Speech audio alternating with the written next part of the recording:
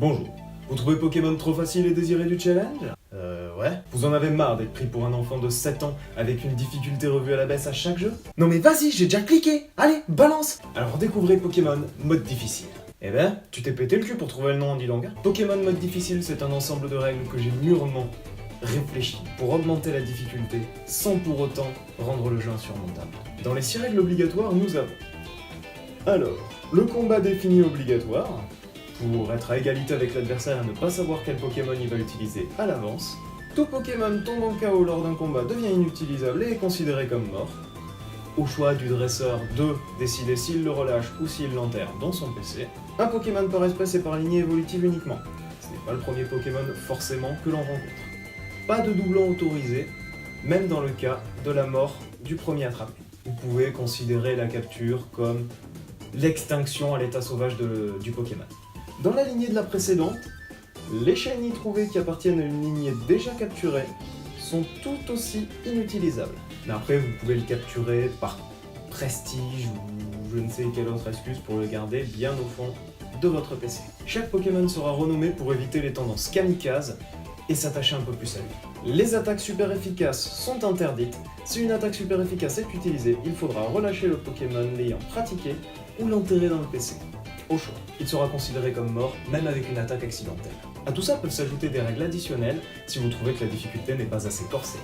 Potion interdite en combat, un classique, mais au vu des règles précédentes, ça corse drôlement les choses.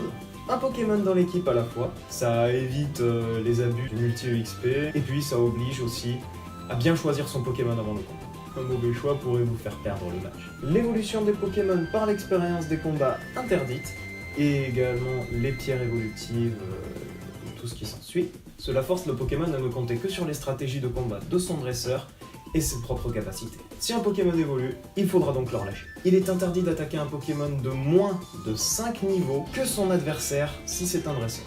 Par exemple, si vous affrontez un Pokémon de niveau 40, vous ne pourrez pas le taper avec un Pokémon de plus de niveau 35.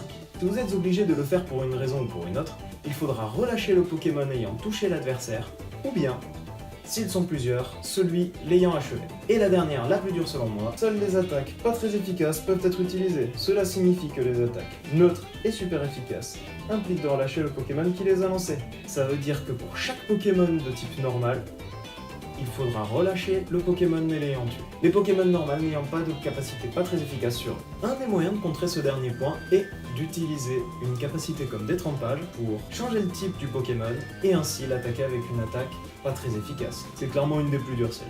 Fun fact, j'appelle la combinaison de toutes ces règles Pokémon mode impossible. Parce que sérieusement, réfléchissez 2 secondes, si vous combinez toutes les règles, c'est impossible.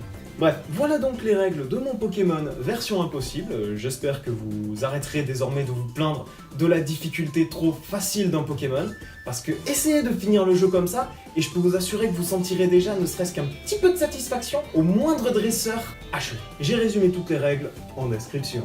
Allez, bonne galère!